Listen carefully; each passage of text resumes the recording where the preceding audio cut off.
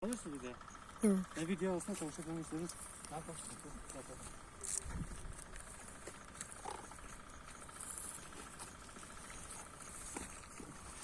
Tamam, bunu tut tarafı.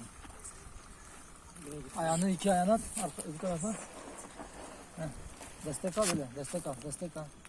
Ayağını bir tarafa destek al. Ayağını at bu tarafa. Başlatı da.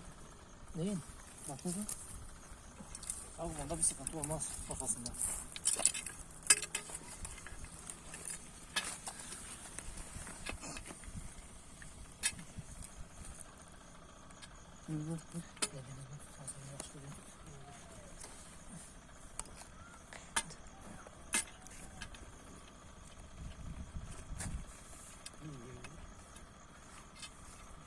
Kafasını gördüm. Sola doğru git. O Tamam. şekil orası. Ya kapatı değil mi? Yok. Rahatım böyle. Tamam. Kafası bendedir. Bende kapatın abi. Sıkıntı yok kaldırmayacağım. O kendince güveni alsın. Heh.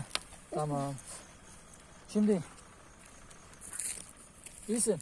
Evet tamam. Tamam. Peki tabii. Ben çekeceğim yavaştan yukarıya. Tamam çek. Ah bismillah. Bak şimdi sen de gel. Şuraya çıkın. Tamam. Bırak.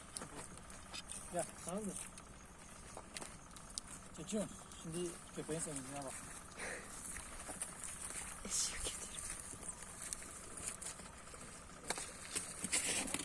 Hadi yapalım. Sevincine. Hadi git. Hoş.